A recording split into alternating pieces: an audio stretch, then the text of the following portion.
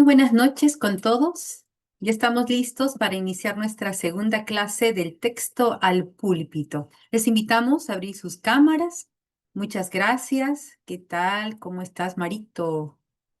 Muy bien. Dios los bendiga a cada uno de ustedes.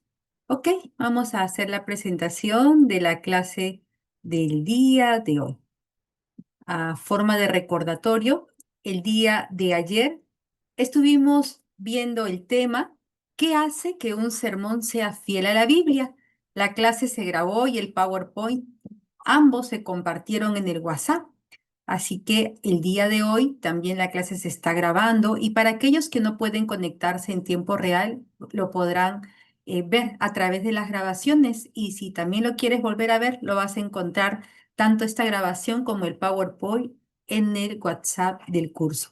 Hoy vamos a trabajar el tema, los 4 modelos principales de la predicación. Con nosotros está el profesor Luis Garavito. Él es de nacionalidad guatemalteca y permítame leerle su hoja de vida. Su nombre es Luis Garavito del Cid.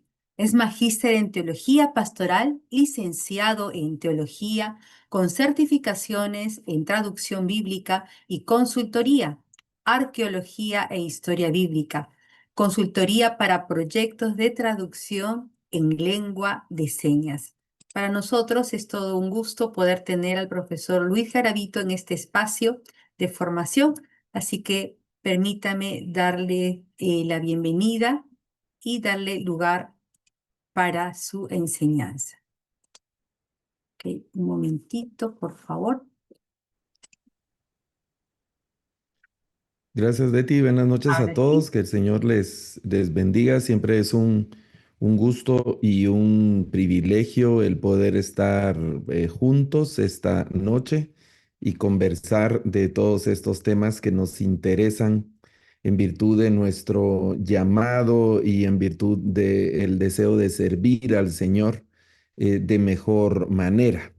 Hoy nos proponemos compartir un tema que tiene que ver con los modelos de predicación y vamos a enfocar nuestra atención en estos modelos que vamos a decir que son ba- los modelos clásicos, que son como los más usados y comunes en el tema de predicación. El tema de la predicación, como dice ya aquí el título, es un asunto que tiene que ver también algo mucho con algo de el arte, como ser artistas, y eso implica algo del gusto, de la habilidad y de diferentes estrategias que se pueden utilizar, aunque con el paso del tiempo se ha ido desarrollando una serie de metodología que es la que vamos a recomendar esta noche en estos modelos tradicionales de predicación, aunque reconozco que pueden haber muchas otras formas que tienen que ver ya con la creatividad de cada predicador y que tienen que ver también con la necesidad en cada momento. Hay escenarios que son absolutamente nuevos y que son impensados, extraordinarios y que merecen una respuesta de esa misma manera en la estrategia de predicación. Pero en un escenario, vamos a decir, normal, de una congregación, de un grupo con el interés de aprender más de la palabra del Señor, pues esos serán los modelos a seguir. Entonces vamos a hablar de ese sermón bíblico y ahí ya estamos diciendo algo importante cuando hablamos de un sermón bíblico, porque de lo que se trata, aquí no vamos a hablar de principios o teología de la predicación o historia de la predicación, digamos que no, eso asumimos que lo van a ver más adelante en algunos otros cursos y otros temas. Vamos a dirigir la atención a los modelos exactamente. Pero sí hay que decir que la base de la predicación o lo que interesa que se tiene que predicar es la Biblia. No son nuestras ideas, nuestros pensamientos, están ahí presentes, pero que lo que se debe comunicar es el mensaje, la enseñanza del texto bíblico. Entonces, eso va a exigir 3 disciplinas que son sumamente importantes a las que les debemos de prestar atención. Al final, la predicación es como la capa exterior de todo un ejercicio, de toda una práctica. Es como lo que se logra ver en un webinar de hace unas semanas que yo compartí en este mismo tema, en relación a este mismo tema. Pusimos el ejemplo del modelo del iceberg, que el iceberg tiene una puntita que se logra ver arriba, pero que la mayor parte del iceberg está oculta debajo de la línea del agua. Así es la predicación. El domingo se predica 45 minutos, 35 minutos, hasta una hora, probablemente en algunas predicaciones, pero asumimos que detrás de eso hay una serie de estudios, enseñanzas, que son estas tres disciplinas, la exégesis, y básicamente la exégesis contesta a la pregunta de qué dice el texto. Parece una pregunta sencilla, pero en realidad no lo es, porque implica investigación, análisis, estudio para estar lo más seguro de lo que el texto dice. Ahí vamos a ir por los idiomas originales, la crítica textual y otra cosa. Y luego pasamos a la segunda disciplina, que es la hermenéutica. La exégesis y la hermenéutica son disciplinas gemelas que están ahí ancladas, no puedo soltarme de una. Aunque yo sugiero siempre que vamos a iniciar bueno, no es una sugerencia mía, es la secuencia lógica del estudio bíblico para llegar finalmente a la predicación, y es primero analizar qué dice el texto, responder a la pregunta qué dice el texto lo más honesto posible, qué dice el texto lo más profundo posible, lo más amplio posible, qué es lo que el texto dice, y entonces pasamos a la interpretación de ese texto, qué significa ese texto. ¿Qué significó en aquel tiempo? ¿Qué significa ahora ese texto? ¿Cómo podemos vivir nosotros hoy en el siglo XXI ese texto? Bueno, ya con esas respuestas, con esos análisis, vamos a formular predicaciones en la práctica homilética. Vamos a hacer esa homilética. Visto de otra manera, bueno, pues lo que estábamos diciendo hace un momentito, la exégesis contesta la pregunta, ¿qué dice el texto? La hermenéutica contesta la pregunta, ¿qué significa el texto? Y la homilética es el fruto de todo eso y nos va a ayudar a contestar la pregunta de cómo lo vamos a comunicar. ¿Cómo vamos a comunicar eso que hemos encontrado en el texto y ese tipo de cosas? Esto es importante porque nosotros tenemos el mandato de la Gran Comisión. La iglesia tiene una misión que cumplir y es llenar la tierra del conocimiento del Señor, así dice el profeta, y será llena la tierra del conocimiento del Señor. Pero eso no va, eso de llenar la tierra del conocimiento del Señor no es una tarea de los ángeles, no es una tarea de los querubines y de los serafines y de seres angelicales, sino es una tarea que el Señor le dejó a sus discípulos antes de partir, antes de salir. Eso lo dicen al final los evangelios, lo que conocemos tradicionalmente como la gran comisión. Entonces, una comisión nuestra que incluye la proclamación del evangelio, digamos el verbo griego que es el verbo kerizo, la proclamación del evangelio que incluye la atención de las personas que se convierten, que es el pastoreo, y también la enseñanza. Y en mi opinión, yo vivo en Guatemala, hago ministerio la mayor parte de tiempo en mi país, en Guatemala, y desde hace algunos años hemos venido reflexionando con un grupo de pastores, estudiantes, con gente que nos reunimos y platicando, y en estas oportunidades nuestra crisis principal, por lo menos en Guatemala, y sospecho que a nivel latinoamericano, nuestra crisis ha sido el discipulado. Y aquí me disculpo porque siempre me da pena decir ese tipo de cosas, ¿no? Predicar es relativamente fácil, ¿no? Leo un versículo y si tengo facilidad de palabra, mucho más. Y si soy así como mero hablantín, mero hablador, pues sí, me subo, agarro un micrófono y depende del contexto eclesiástico en el que esté, pues puedo predicar más efusivamente, más tranquilamente, pero digamos que relativamente fácil predicar. Ahora, enseñar, discipular es una tarea que implica mayor esfuerzo, pero forma parte de la gran comisión en esa sección. Por eso la exhortación bíblica es dirigido siempre a lo de la sana doctrina. No me voy a detener acá, solo les voy a invitar a que vuelvan a ver el video del webinar, el viaje antes del púlpito, lo que está ocurriendo antes del púlpito. Es la idea del estudio bíblico que nos va a servir de fortaleza, de fundamento para luego ir y presentar una predicación, lo que Pablo le dice a Tito y a Timoteo de la gente que no quiere sufrir la sana doctrina. Y Pedro que pide que sea una predicación de una palabra no adulterada, no adulterada. Bueno, Entonces, inicialmente, y aquí estoy rememorando algunas cosas del webinar, aunque vamos a agregar un tipo de sermón más, hablamos de los sermones, los tipos de sermones tradicionales más conocidos, que es el expositivo, el sermón textual y el sermón temático. Básicamente, esos tres sermones que dan lugar a todos los demás tipos de sermones, porque vamos a hablar de un sermón biográfico, de algún evento, etcétera, y podemos ponerle diferentes nombres a los sermones, pero todos esos demás sermones van a caer en alguno de estos, ¿no? Incluso el cuarto que vamos a hablar hoy del sermón narrativo, por lo menos vamos a comentar algo de esos sermones. Entonces, el sermón expositivo basa todo el mensaje en un capítulo, vamos a decir, no solo un capítulo, sino en una porción más extensa de la escritura. Puede ser un capítulo, puede ser un libro, el sermón expositivo, y puede ser que no solo nos lleve un sermón, sino que esta es otra sugerencia homilética o sermonaria, y es que podamos armar como series de sermones, es decir, en ocasiones no es suficiente un solo sermón para abarcar de manera satisfactoria un tema. La palabra del Señor es inagotable, es decir, vamos a pasar varias vidas predicando de un pasaje y nunca lo agotaremos en realidad.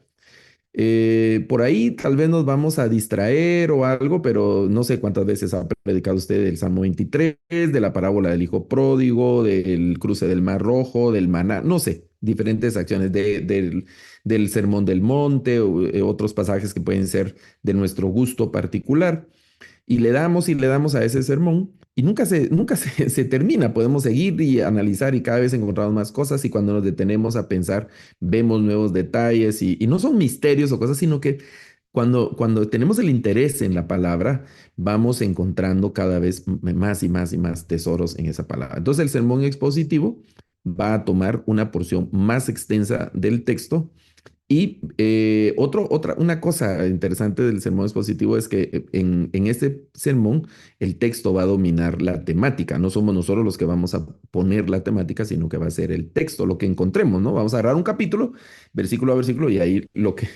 vamos encontrando se va enseñando. El sermón textual funciona más o menos igual, solo que con una porción más pequeña, un versículo o un trozo de versículos más corto que la porción que analizamos en el sermón textual, nos va a servir de base para presentar el sermón. Y el sermón temático o tópico es cuando estudiamos la escritura teniendo un tema en mente. Voy a predicar de tal tema. Entonces yo voy a la Biblia con la intencionalidad, con alguno de esos temas. Bueno.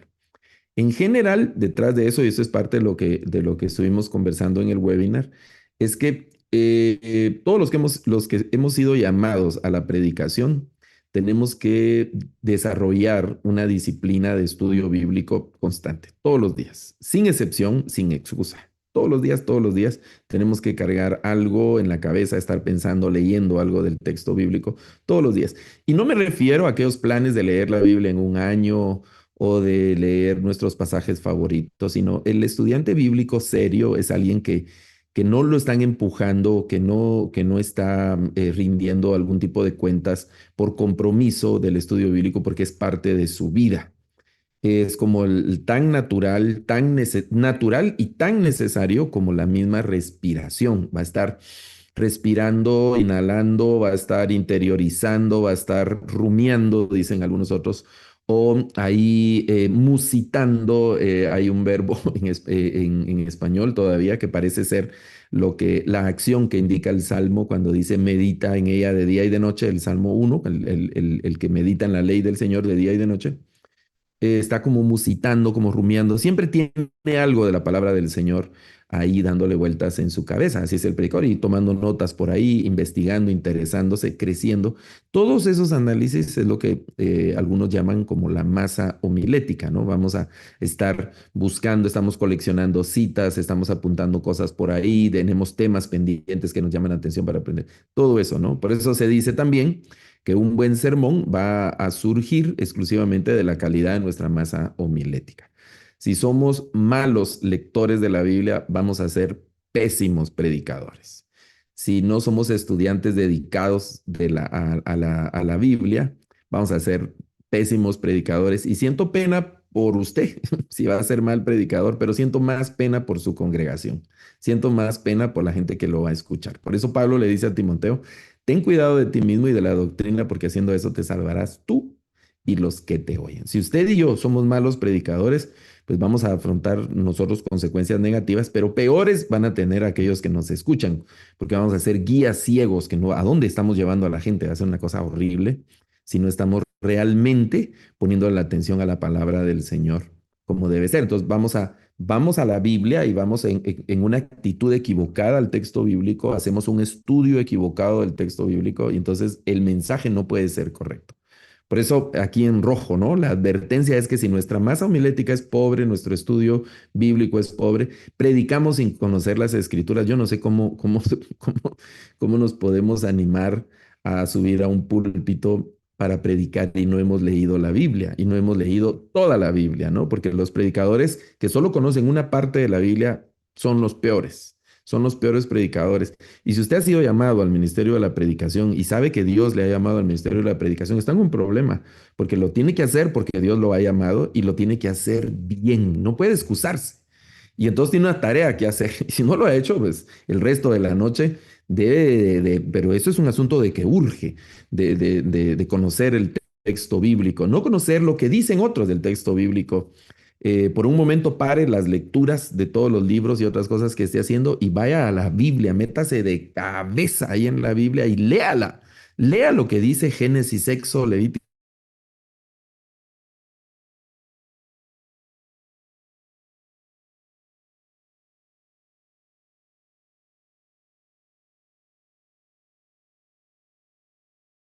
números, deuteronomios, Josué, jueces, realmente ninguno, pero sí tenemos que conocer lo que dice el texto bíblico y pues ya el Señor se encargará de irnos ayudando con el entendimiento en otro momento. Bueno, eso tiene que ver con el asunto de nuestra masa homilética. De ahí, y es que todos estos sermones, de los que hemos hablado, el sermón expositivo, este es el que agregamos, el narrativo, el sermón textual y el sermón temático, deben representar sí o sí la fidelidad bíblica, una fidelidad bíblica. Cada uno de estos tipos de sermones van a ser útiles para diferentes momentos. Son diferentes estrategias sermonarias que nos van a llevar a diferentes objetivos o que van a tener diferentes objetivos, diferentes momentos, ¿no? Pero que en conjunto eso nos va a ayudar. Y en el centro debe estar nuestro interés de ser fiel a lo que la escritura dice.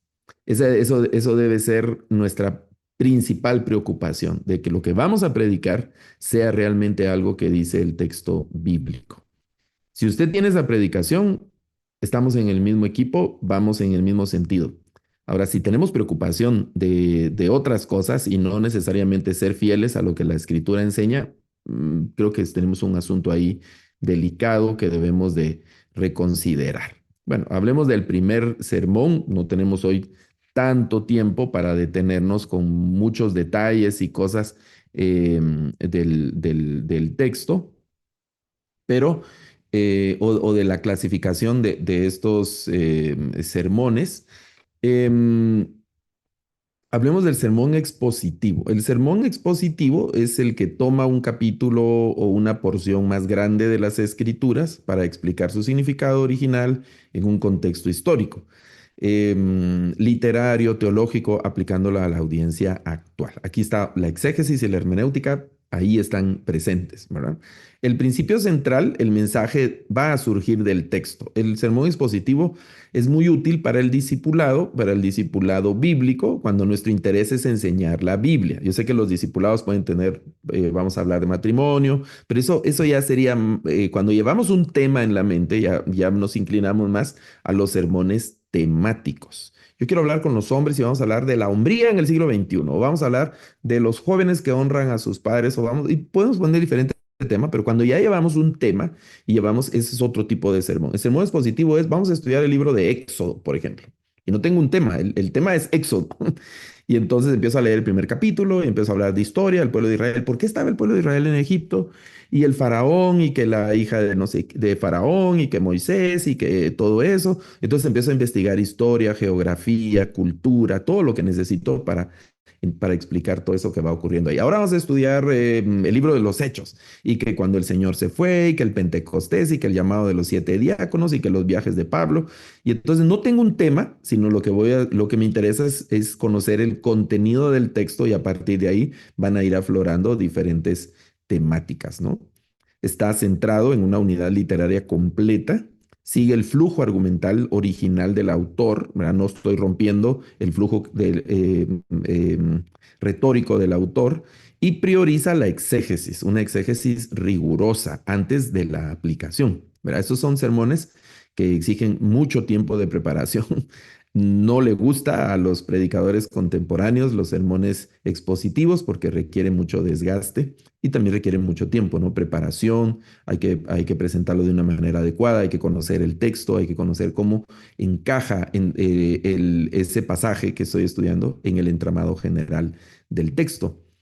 Bueno, la manera, una estrategia metodológica para preparar este tipo de sermones, debo delimitar el texto que voy a estudiar. Vamos a estudiar Salmos, y entonces debo preparar, hacer como una anticipación de lo que voy a estudiar en Salmos. Vamos a ver el libro de Salmos y lo vamos a estudiar en qué, estos 3 meses, lo vamos a ver en estos 6 meses. Entonces voy a delimitar en tiempo y la extensión de la escritura que voy a trabajar. Voy a observar también qué es lo que está en el texto, las estructuras, el género literario. Ahí aprendemos de género literario. No es lo mismo estudiar Génesis que estudiar Deuteronomio, o estudiar la primera parte de Éxodo que estudiar la segunda parte de Éxodo, o estudiar Romanos, la diferencia entre Romanos y los Corintios, por ejemplo, o la primera carta a los tesalonicenses con la segunda carta a los tesalonicenses, o estudiar Apocalipsis, o estudiar Joel, o estudiar Lamentaciones, la diferencia entre Lamentaciones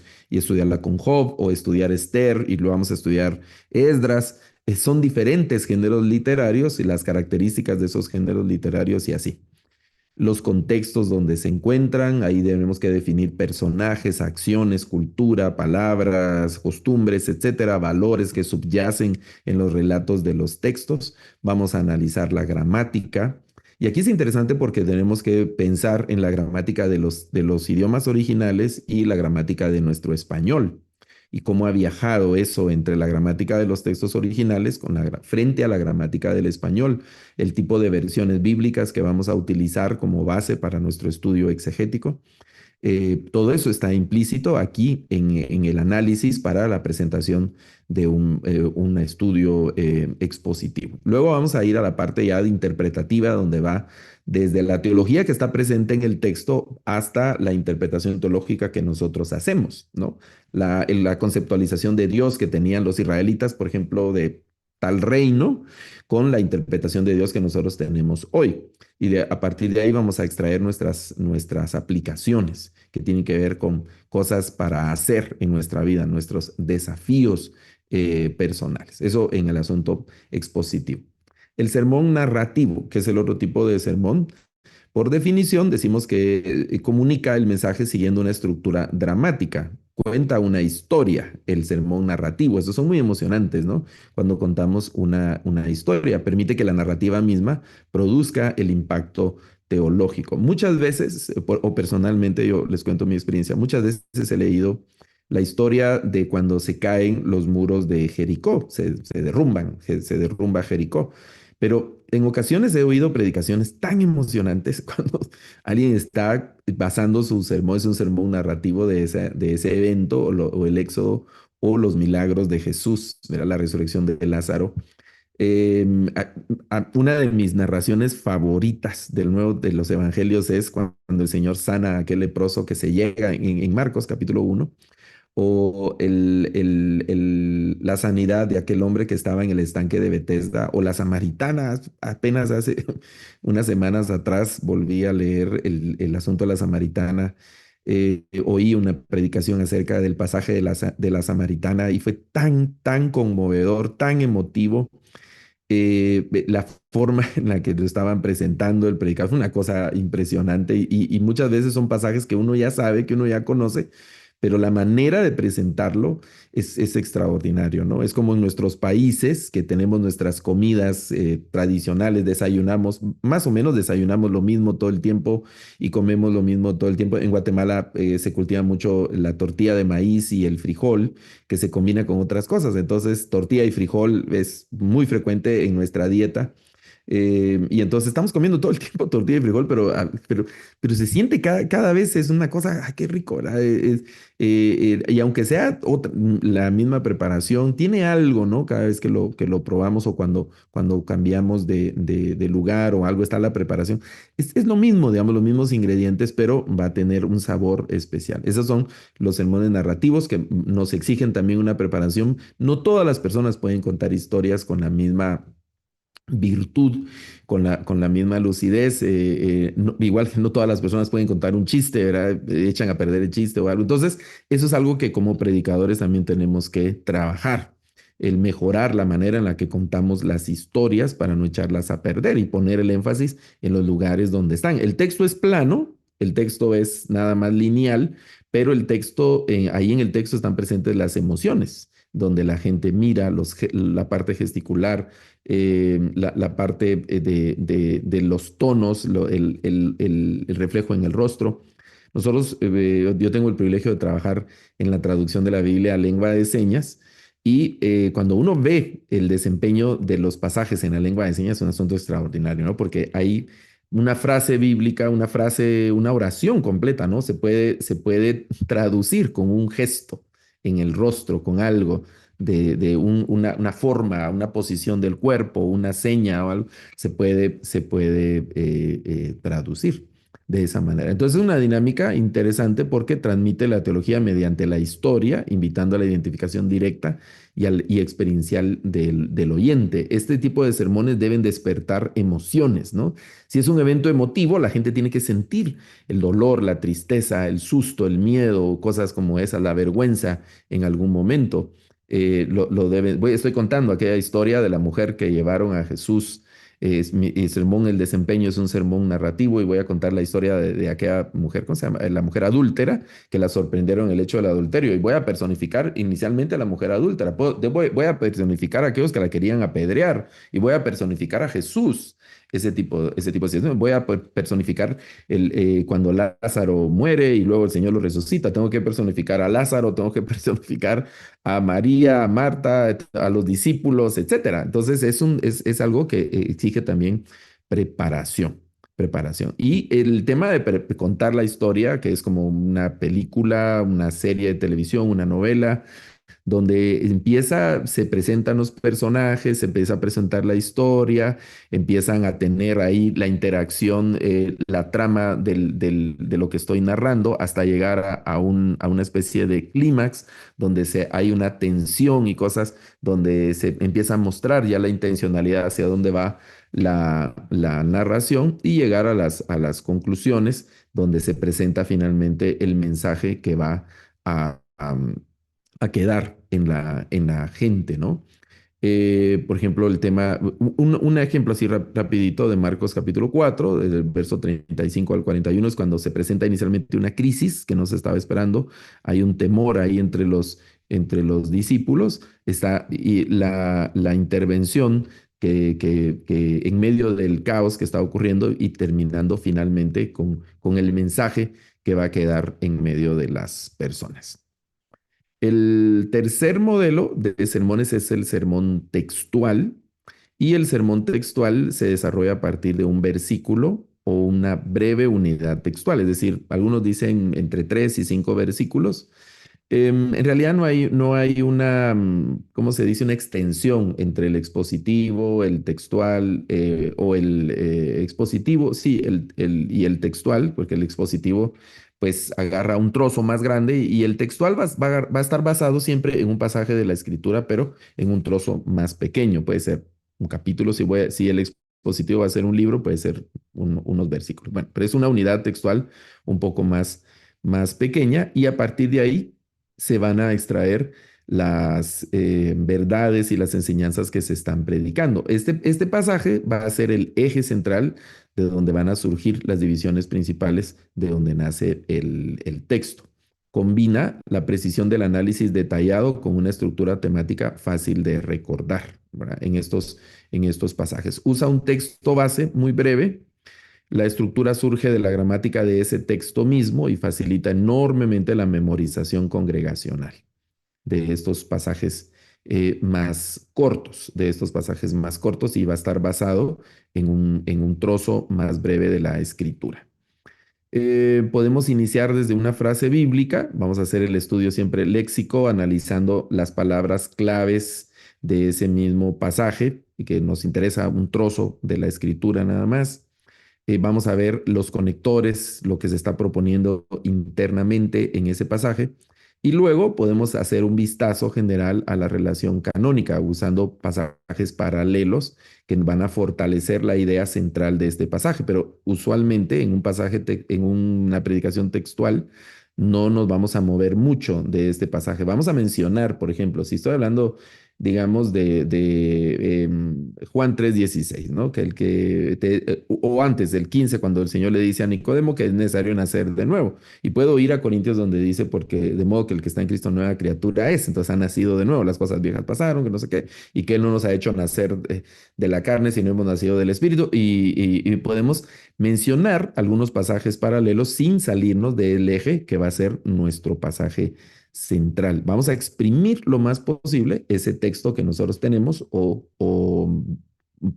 vamos a decir como trozo de la escritura, que son varios versículos, vamos a exprimir lo más que se pueda, sin salirnos de eso, entendiendo que la escritura tiene una serie de conexiones y podemos ir a pasajes paralelos, pero mi sugerencia personalmente es por el tema del tiempo, cuando estamos predicando, cuando vamos a leer otros pasajes, usualmente como que ocupamos un poco más de tiempo. Nuestro afán, yo sé que siempre es el deseo de citar las escrituras, pero si las citamos bien, no hará falta que junto a la congregación vayamos a leer ese pasaje. Lo podemos llevar preparado ya con nuestra Biblia, con separadores, o podemos llevar el texto si usamos una tableta o la computadora, podemos llevar el versículo ya puesto ahí y se lo leemos a la congregación y no decimos, busque ahí en su Biblia, ¿verdad? Y los hermanos, y a veces nos detenemos porque nos da pena que la hermana que está por ahí sentada no encuentra el versículo y el hermano que está por allá no lo haya tampoco. Entonces, vamos a dar tiempo ahí que lo encuentren todos y lo vamos a leer. Entonces se nos empieza a ir un poco el tiempo en el mensaje y el tiempo es muy, muy, muy valioso. Bueno, ese el sermón textual que hemos hablado. Y el cuarto sermón, que es el último sermón al que nos vamos a referir, es el sermón temático o tópico, se conoce también, que este no está basado en un texto específico inicial, sino que se basa en una idea o en un tema bíblico. Es decir, yo ya voy a la escritura, pues quiero hablar de la misericordia de Dios. Entonces voy a la Biblia y busco algunas bases para hablar de la misericordia de Dios. Recoge las enseñanzas de diferentes versículos para desarrollar cada punto del argumento. Entonces voy a armar mi argumento y voy apoyando ese argumento con versículos bíblicos. Este es el sermón más peligroso, el tipo de sermón más peligroso, porque se presta para todos los demás sermones. Si yo no ando con cuidado, pues voy a cometer errores y voy a decir cualquier disparate. Haciendo un mal estudio exegético, voy a hacer un sermón expositivo malísimo si no ando con cuidado. Pero en mi opinión, ese es el que más se presta para decir lo que sea, porque no voy a la escritura primero, sino que el sermón sale de mi mente, de mi cabeza, de mi intencionalidad. Voy a predicar de esto, voy a hablar de esto. El domingo el tema, y somos a veces como, yo soy pentecostal, ¿verdad? Entonces somos así como los pentecostales, a veces somos como muy místicos de Dios puso en mi corazón. Tengo un sentir aquí del Señor. Entonces voy a hablar de este tema. Ok, yo no quiero dudar de que Dios le esté poniendo eso en su corazón, pero es un sermón que más se presta para que nosotros nos apartemos fácilmente de las escrituras, porque no se centra en las escrituras. Este tipo de sermones sale primero de nuestra mente y luego buscamos el apoyo en las escrituras, a diferencia de los otros sermones que vamos a las escrituras primero y a partir de ahí vamos a los textos, ¿verdad? Yo sé que cuando estamos leyendo la Biblia, pensando en la Biblia, etcétera, empiezan a salir un montón de temas. Mi sugerencia siempre es que usted tenga algo en que apuntar o que se grabe en el celular, ¿verdad? A mí me pasa a veces de que estoy teniendo un pensamiento y a veces voy conduciendo el vehículo, voy manejando el carro y estoy pensando y digo, ay, qué interesante, y pongo ahí algo para ver pues algo que nadie oye, sino que solo me sirve a mí y después ya lo transcribo como ideas que van a dar inicio a una predicación o algo, o solamente es para mí, ¿verdad?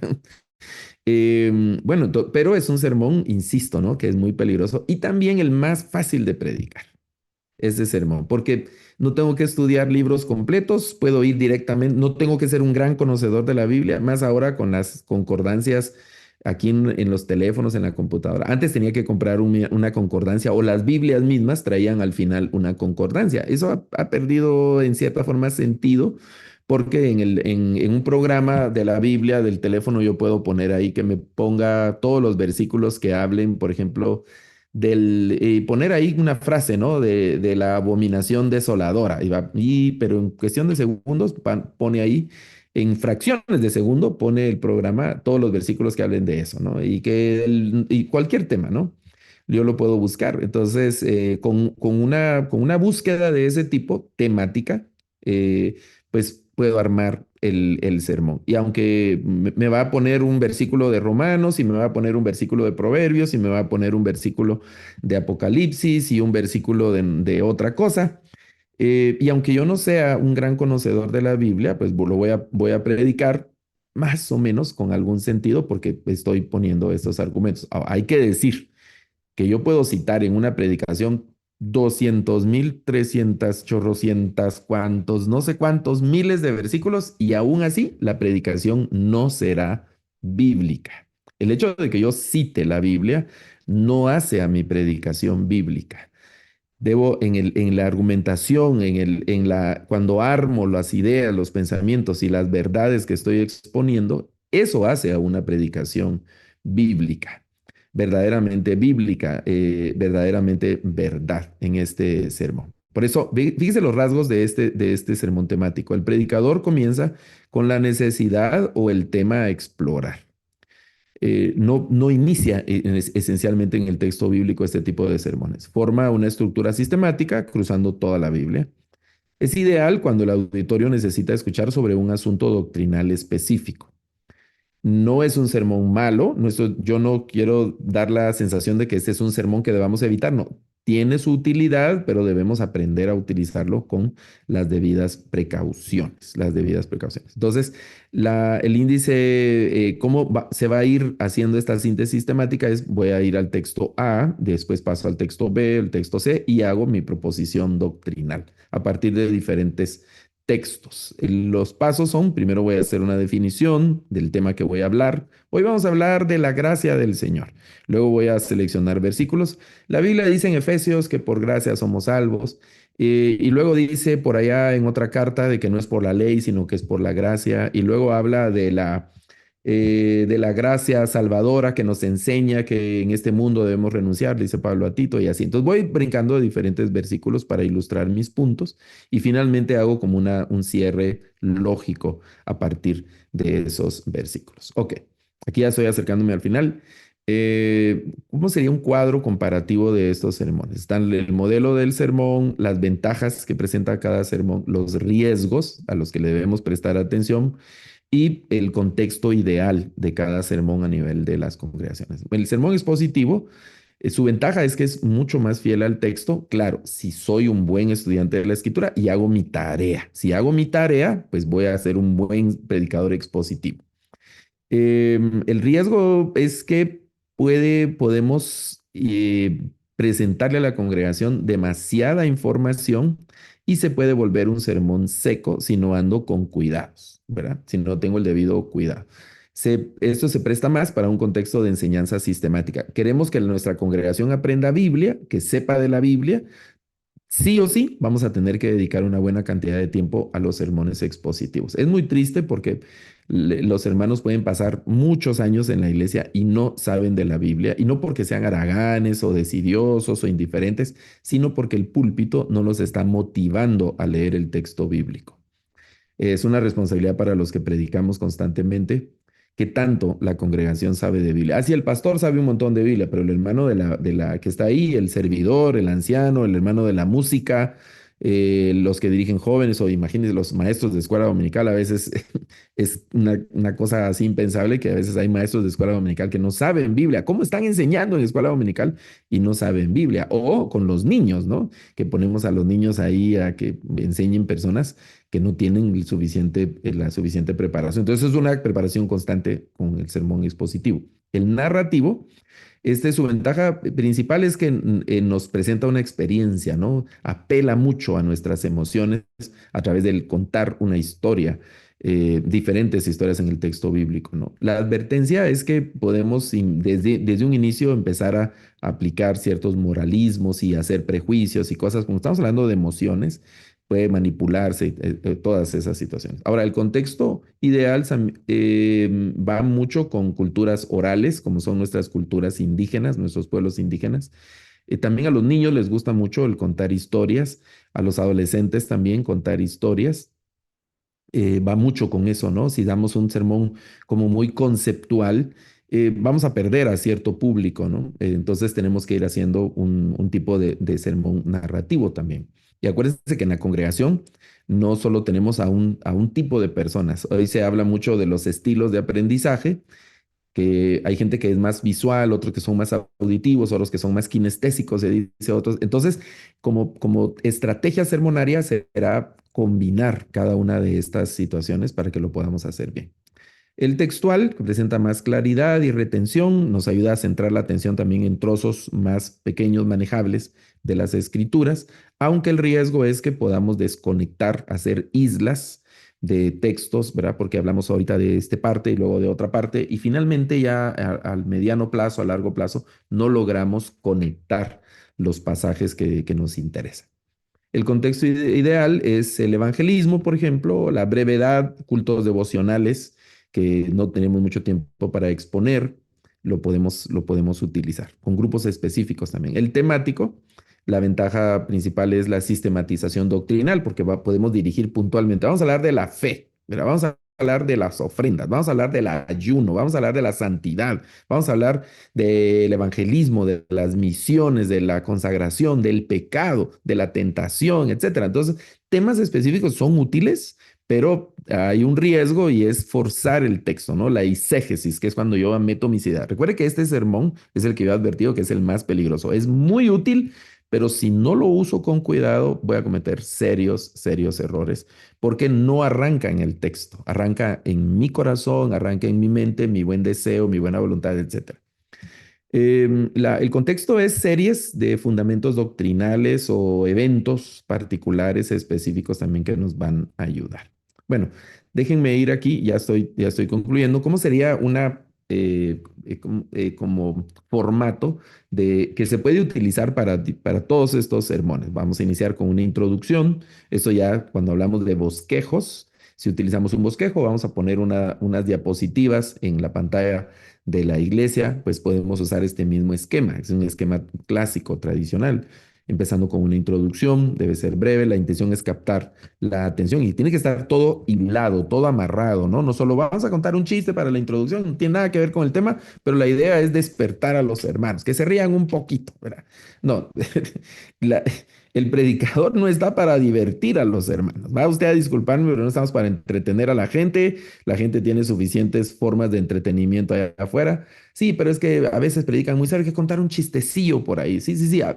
Eso queda bien en algún momento, pero no puede ser la intencionalidad inicial. Es decir, que solo sea entretención, entretenimiento. No, no, no. Todo lo que ocurre en el sermón tiene que estar en virtud y para apoyo del mensaje que se va a quedar, ¿verdad? Y ese mensaje va a estar así como condensado en la conclusión. Bueno, vamos a poner un título. Los títulos pueden ser, por ejemplo, el día más extraordinario de la vida. Ese va a ser. Y vamos a hablar de aquella vez cuando se encontró aquel leproso con Jesús, ¿verdad? Y así, podemos llamar la atención por un título así sorprendente y el mensaje va a estar contenido ahí, escondido detrás de ese título. Un texto base que hemos hablado de diferencias dependiendo del tipo de sermón que se da. Luego está el desarrollo del sermón. Dependiendo de la cantidad de tiempo que tengamos, así va a ser el desarrollo más extenso o menos extenso. Debemos de considerar también la habilidad de nuestra audiencia, porque podemos predicar horas y horas y horas, pero realmente la gente no va a retener todo. Entonces va a ser una pérdida de tiempo, un desgaste para el predicador y pues son recursos que se van a perder. Todo eso debe empujar a una conclusión que puede ser un breve repaso, debe incluir siempre una aplicación práctica, un desafío para que la gente salga con eso y con ganas de aplicarlo realmente a su vida. Bueno, termino con esta lectura. El buen sermón no es un accidente, no es suerte. El buen sermón es el resultado de cultivar la fidelidad bíblica a través de la herramienta adecuada para el corazón adecuado. Dominar los enfoques el expositivo, narrativo, textual y temático, el predicador garantiza que la voz de la escritura, que recuerden que la Biblia es palabra de Dios, entonces será palabra de Dios, la voz de la escritura. Aquí el énfasis es porque nuestra atención debe estar en la escritura. Hay quienes dicen, yo voy a predicar por lo que Dios me dijo, porque Dios me habló en un sueño, en una revelación, yo oí la voz de Dios, etcétera. Ay, hermanos, insisto, yo soy pentecostal, ¿no? Pero se ha cometido cada atrocidad amparado con ese tipo de argumentos. Si usted quiere ser un buen predicador, apóyese en la escritura, sea fiel a la escritura, que su predicación sea la Biblia, sea la Biblia. Eso debe ser. Dios me dijo, Dios me habló, tuve un sueño, una revelación por ahí, un calor, un fuego y no sé qué. Bueno, yo tengo mis reservas porque se cometen muchas cosas y se dice cada cosa, hermano, que la Biblia los contradice. Y hay gente que se ha atrevido a decir que ellos tienen más autoridad que las escrituras y eso es fatal. Y la historia, solo hay que revisar la historia y eso ha dado unos resultados horribles, fracasos tremendos por no fijar la atención en la escritura y fijar la atención en lo que dice una persona. Ninguno de nosotros por mayores títulos que queramos tener, ni apóstoles, ni profetas, ni querubines, ni serafines, porque ahora de eso hay ni generales, ni patriarcas, ni cualquier título que quiera poner, hay que respetar los títulos, pero ninguno de esos títulos puede tener mayor autoridad que las escrituras. Y si tiene ese afán, ese ya es una muestra fatal de que se ha descarrilado y de que es una persona que está fuera de sí y que va a decir cualquier tipo de disparate y nosotros debemos de apartarnos de ese tipo de personas y de lugares. Bueno, voy a quedarme por acá y esperando si hay alguna oportunidad de comentarios o de preguntas, Leti. Estamos ya en esta parte recordando estos cuatro sermones, el expositivo, el narrativo, el textual y el temático, que son los sermones clásicos que se predican usualmente en las iglesias. Ujú, así es, y justamente el cómo elaborar estos cuatro tipos de sermones es lo que vamos a estar enseñando dentro del Diplomado Internacional en Predicación Bíblica. Me gustó cómo terminó esta clase. El buen sermón no es un accidente, sino es el resultado de cultivar con fidelidad la Biblia, ¿verdad? A través de diferentes tipos de herramientas. Muy, muy práctico. Ahora permítame, voy a presentarles eh, el diplomado que está por empezar el día sábado 16 de mayo. Ese diplomado tiene un tiempo de duración de 4 meses. Se estudian todos los sábados.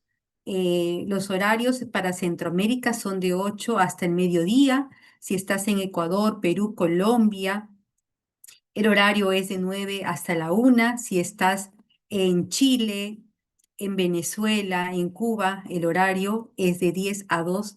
Y si estás en Argentina, Uruguay y Paraguay, es de 11 hasta las 3 de la tarde, dependiendo el país en el cual estés. Dentro de los cursos que van a enseñar, que se va a enseñar, va a ser principios hermenéuticos del Antiguo Testamento, principios hermenéuticos del Nuevo Testamento, herramientas para la predicación del Antiguo Testamento, herramientas para la predicación del Nuevo Testamento, exposición de la predicación uno, ¿no? En la cual ustedes van a exponer el sermón que han preparado y exposición de la predicación número 2. O sea, se van a elaborar los 4 tipos de sermones, tanto para el Antiguo como para el Nuevo Testamento, y bueno, van a desarrollar o van a aprender diferentes tipos de herramientas, herramientas hermenéuticas, exegéticas y homiléticas que le permitan poder elaborar su sermón. Si usted desea información acerca de estos diplomados, puede escribirnos al WhatsApp que he compartido en el chat de este Zoom y voy a compartirlos. Ahí está. Usted clique nomás, busque su país y nosotros le vamos a enviar información, brochure, costos sobre este diplomado. Muy bien, vamos a entrar en un tiempo de preguntas, un tiempo muy esperado por ustedes. Voy a pedir que Richard Castellano habilite su micrófono. Vamos a, ok, con las preguntas. Luego Edgar y luego Noé. Muy bien, vamos a ver. ¿Puedes activar tu Ya, micrófono? sí, Adelante, buenas Richard. noches, profesor Ileti. Muchas gracias por la explicación y maravillosa la información y esas diapositivas espectaculares. Este, dos preguntitas, una para el profesor Luis. Hay una tendencia de predicar a Cristo a través de los libros.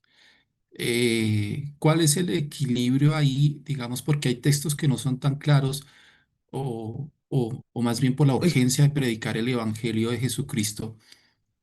Porque he visto, digamos, que hay predicaciones que parecen más de una sinagoga que de una iglesia cristiana. Entonces, a veces como que se olvida, pues que estamos en el tiempo neotestamentario y como que se olvida que ya está, que ya ha venido el Señor Jesucristo. ¿Cómo manejar ese equilibrio? Y la otra preguntita para Leticia, los dos cursos, tanto el de Jesús histórico como este, se van a dictar en el mismo tiempo, es decir, o se toma uno o se toma el otro, ¿cierto? Ok, muchas gracias, profesor. Profesor Luis, antes de darle el espacio para que responda, sobre su pregunta, estos 2 diplomados se enseñan de manera paralela, en el mismo horario. Ahora, estos diplomados cuentan con plataforma Campus Bíblico, es decir, que se pueden llevar de manera asincrónica o hacer un mix. Las veces que uno pueda conectarse en tiempo real, se conecta en tiempo real y las que no, los lleva a través de la plataforma con las clases grabadas. Todo el material está disponible. Ok, profesor Luis, adelante. bueno, yo creo que ese es uno de los riesgos, inclinaciones que tenemos como iglesia, el forzar de alguna manera una interpretación cristológica a lo largo de todos los textos, sobre todo en el Antiguo Testamento. Debemos ir con cuidado para no... Hay una estrategia que no es homilética, porque no tiene que ver con la predicación, sino que es con la interpretación. Recordemos que la predicación es el fruto, se presenta el resultado de nuestro estudio, de nuestro acercamiento a las Escrituras. Y el riesgo está en hacer una hermenéutica más alegórica. Digamos, en los cursos de hermenéutica se habla de las alegorías, de los símiles, de la forma tipológica o simbólica que se hace de todos los textos. Entonces, por ejemplo, el arca de Noé es una figura de Cristo, la zarza, Isaac, el becerro, no sé, ahí depende de la creatividad de hermenéutica alegórica de los textos. Entonces, si nos inclinamos mucho por ese tipo de hermenéuticas más simbólicas, tipológicas, alegóricas, como lo que usted decía, la interpretación rabínica tiene mucho de eso, ¿no? El midrash, que es el sentido que subyace en el texto. Va por ese lado y entonces se puede decir cualquier cosa de cualquier versículo siguiendo esa ruta, si no tengo yo el cuidado adecuado. Entonces, lo importante es estudiar el texto de manera consciente, sin forzar a que el texto diga lo que no está diciendo el texto, ¿no? Yo, por ejemplo, la otra vez, ya hace un tiempo, se estaba hablando del por qué el hijo pródigo se había ido de la casa. Y entonces la persona estaba diciendo que el relato habla del papá, del hermano, pero no está la mamá. Y entonces dirigió por ahí en la ruta del impacto que hay en un matrimonio, en un hogar, cuando no está la mamá. Era la ausencia de la madre y todo lo que hace y que esas mamás.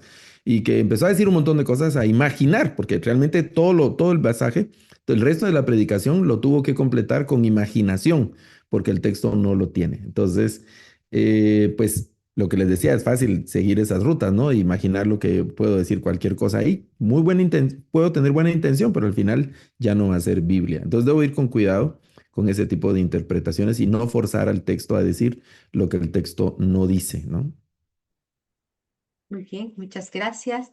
Edgar, adelante, habilita tu micrófono.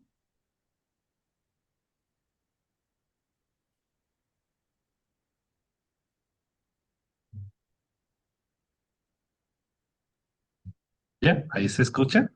Sí, le Sí, escuchamos, hermano. Profesor, muy buenas noches. Eh, tengo como dos interrogantes. Muy buena su presentación. Nos abre el apetito para este diplomado.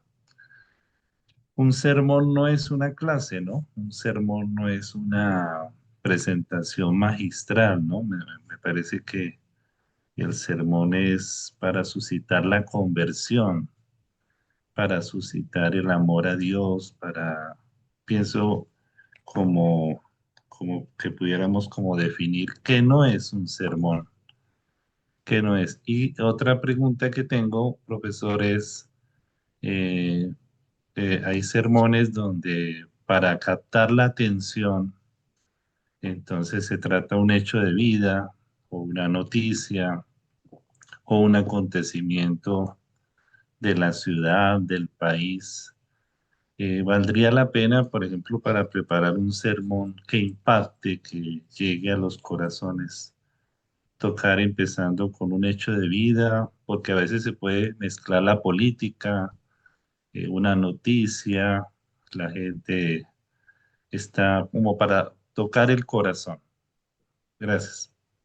Sí, bueno, en general, nosotros hemos usado la palabra sermón de manera general para hablar de la predicación como tal, ¿no? O sea, ahí depende de la etimología de los términos. Em, en el caso de los adolescentes, mi papá me dieron una gran sermoneada, ¿verdad? Y nos inclinamos por usar el término sermón a exhortaciones emotivas, pero en general se refiere al discurso. Es un tema de discurso porque, por ejemplo, homilética, para ponerlo en otra traducción, sería un discurso, ¿verdad? Un discurso o predicación, la predicación. La tradición católica casi no se dice predicación, dicen la homilía. Y en la iglesia cristiana, nosotros, si yo el domingo me paro en la congregación y le digo, bueno, hermanos, llegó el tiempo de la homilía, eh, voy a confundir a algunos hermanos y van a decir, bueno, ¿qué? Vamos a comulgar y va a haber algo aquí, ¿es esta una iglesia cristiana, evangélica o regresamos al catolicismo? Pero en realidad son sinónimos. Entonces, dependiendo de cómo va. Por eso hablamos de estrategia sermonaria con diferentes eh, propósitos o motivos. Obviamente, todos los sermones, todas las predicaciones, podemos llamarle enseñanza, estudio bíblico, discipulado, reflexión, el sermón, predicación, homilía, van a tener la intencionalidad de mover algo de nuestra voluntad. Debe ser, recuerden, por eso decía, no hay tanto tiempo, hemos abarcado algunas cosas. Debe apelar a nuestras emociones, a nuestro intelecto y sobre todo a nuestra voluntad, porque de nada serviría que yo llore y es un sermón muy emotivo, pero luego salgo y no me motivó nada ese sermón, solo me hizo llorar. No, el sermón debo salir con el corazón encendido para poner en práctica lo que he aprendido, lo que me ha desafiado o enseñado este sermón. A eso básicamente se refiere. ¿Ok?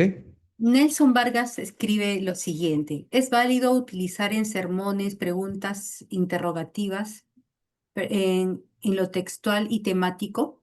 Es- Y la siguiente dice: en la era digital, ¿qué recursos podemos utilizar para la construcción de sermones? bueno, hay un asunto que el hermano Edgar también decía de utilizar eventos de nuestra contemporaneidad, sí, sobre todo como ilustraciones, como ganchos de la introducción, como una anécdota final, un relato final para amarrar una conclusión. Esa es la habilidad. Karl Barth, que es uno de los grandes teólogos del siglo XX, tiene una frase que resultó icónica y todos los que han leído a Barth en algún momento la conocen, ¿no? Que el predicador debe tener la Biblia en la mano. Bueno, él lo generalizó más, ¿no? Con el teólogo, la Biblia en una mano y el periódico del día en la otra. Debe estar muy consciente, ¿no? El predicador de su contexto. Eh, Obviamente, el tema de preguntas que van a apelar a la voluntad, que van a apelar a nuestras emociones, va a depender mucho del tipo de sermones que estemos preparando. Hay diferentes tipos de preguntas y hay diferentes maneras de hacer ese diferente tipo de preguntas.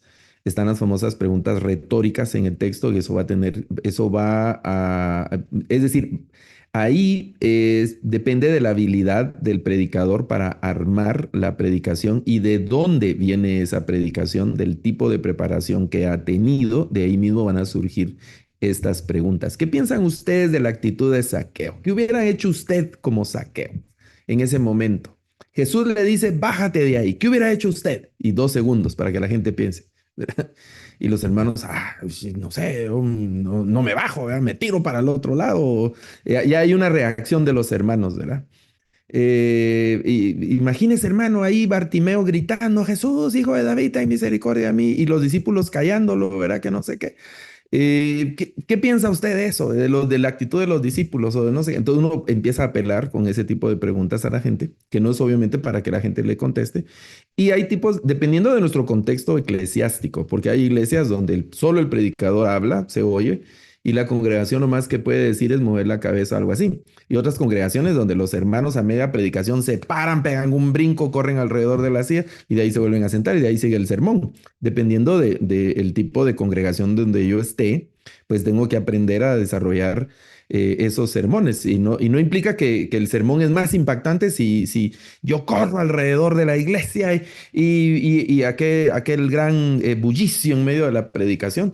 Tal vez no, ¿verdad? Puede ser que solo sea un show, nada más, algo histriónico y que esté vacío de texto. Y el hecho de que yo esté en un púlpito y apenas me muevo y estoy presentando el más increíble de los sermones de la historia de esa congregación. Es decir, la forma en la que se presenta la predicación depende mucho del contexto eclesiástico donde yo esté. Eso por un lado. Ahora, herramientas tecnológicas, pues sí, hay un montononón, ¿verdad? Pero eso depende de la habilidad también que nosotros tengamos. Yo he estado en estas últimas semanas escuchando muchos podcasts, escuchando conferencias, leyendo artículos y experimentando con todas las herramientas que hay ahora de inteligencia artificial. Cuando salieron aquellos les decían retroproyectores, se les decía, por lo menos aquí en Guatemala, aquellas láminas transparentes y se vendían unos plumones o crayones para que uno pudiera dibujar a mano o se imprimían en las computadoras, pues usamos esos. Yo recuerdo que en la iglesia inmediatamente se compró uno sencillo y empezamos a ver cómo lo mejorábamos. Pusimos una pantalla para poner ahí las transparencias o las láminas. Después surgieron los proyectores con la computadora. Tuvimos que ir a PowerPoint a aprender cómo usar PowerPoint porque inicialmente hacíamos el texto en Word y poníamos Word ahí, todo el texto. Pero tuvimos que aprender cómo usarlo y así. Y ahora hay muchas herramientas que están surgiendo cada día, cada día. Por ejemplo, la presentación que ustedes vieron hoy, yo la estuve trabajando desde hace ya algunos días en una inteligencia artificial que se llama Notebook LM. Algunos ya me preguntaron acerca de eso, entonces yo le animo que la busque yo ya mandé el PDF, pídalo, y ahí al pie de las láminas aparece el nombre de esta inteligencia artificial. Puede buscar los tutoriales, están ahí en internet. No hay que ser un gran genio de la computadora para poderle sacar un poco de provecho. Claro, entre más aprende uno, puede uno hacer más cosas. Se pueden hacer videos, infografías, y las presentaciones pues, es la que ustedes vieron esta noche. Yo la hice con una de esas inteligencia artificial. Lo puedo poner si voy a poner mi proyector. Yo he visto algunas presentaciones de algunos predicadores que dan mucha pena, la verdad, dan muchísima pena. Yo creo que si no lo hago bien, mejor no lo uso y hago solo mi expresión verbal, me voy a sentir más cómodo porque a veces no funciona, no hay una transición correcta, se va la luz. A mí ya me ha pasado que preparo una gran presentación y cuando llego al lugar no hay energía eléctrica. Y entonces toda mi presentación, es decir, las herramientas tecnológicas van a ser eso, una herramienta que tenemos que aprender a utilizar y que nos sintamos cómodos.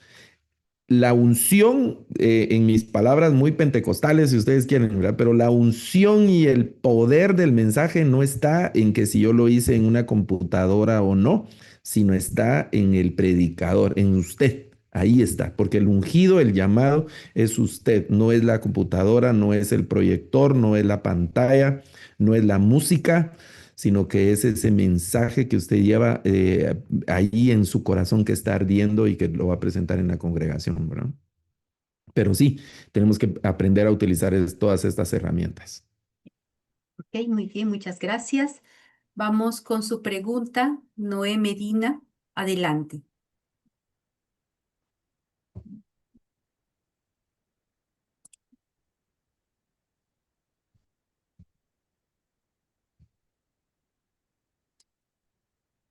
Ok, no puede. Gadiel, por favor, ya está. ¿Qué tal? Adelante. Esta Noé. ¿Qué tal? Buenas noches, hermano, maestro. Muchas gracias por el tiempo y el espacio que se está tomando para compartir con nosotros estos temas. Y saludos con todos los presentes en la reunión. Yo lo que quisiera, sé que el tiempo es breve, eh, rogarle una recomendación. O sea, ¿qué recomendación se podría dar a esta situación específica? O sea, a veces uno puede predicar en la calle, ¿bien? Entonces, al momento que tú predicas en la calle, tratas de buscar algún recurso. Muchos de ellos los puedes encontrar en parábolas, pero a veces uno utiliza algún tipo de historia, algo que puede ilustrar a las personas para poder llevarles el mensaje. Entonces, bajo ese criterio, eh, ¿qué recomendación daría para poder usar o escoger una alegoría, una historia o algún recurso, en este caso oral, ¿no? Expresado que pueda orientar? Porque estaba justo cuando algo similar le preguntaron anteriormente, pero yo iba a este punto, ¿no? Podríamos ponerlo como una predicación orientada de tipo narrativo, uno, y me demanda conectar entonces la narración al texto bíblico, por dónde debería partir si yo tengo la necesidad de usar alguna historia, una alegoría para llevar el mensaje. ¿Qué consejos, qué recomendación podría darnos? Bueno, si va a ser en la calle, si va a ser en una plaza, en una actividad evangelística o algo, yo recomiendo, una recomendación personal es los textos narrativos que sean más fluidos, sin una estructura muy rígida, porque voy a predicar en la calle, y bueno, hermano, y bueno, ahora vamos a dar el título y la introducción, punto número 1, subpunto inciso A del punto 1, y debe ser algo más fluido. Vamos a contar la historia de la samaritana Y ahí la habilidad de contar historias, ¿no? De poner el énfasis sin echarle, como se dice, como dicen nuestros hermanos mexicanos, sin echarle mucha salsa a los tacos, ¿no? Pero porque al final pura salsa y nada de tacos, sino contar la historia bien, pero con su saborcito muy, muy particular, muy, muy, muy, muy particular. La idea de poner conceptos y esas cosas, sobre todo si estamos en un evangelismo, eh, no creo que sea la mejor estrategia, que vamos a definir la gracia del Señor, porque la Biblia dice que la gracia del Señor y la palabra gracia viene del griego charis, en la aoristo de voz media y la Septuaginta la usa como cuando en el Targúmene y en los rollos de no sé qué, y empezamos a poner, creo que no es ese el lugar. ¿Verdad? La gente, aparte que estamos, si es evangelístico, vamos a estar en medio de un público que no conoce del Señor o que conoce muy poco del Señor. Vendrá otro tiempo para hablarles de eso, ¿no?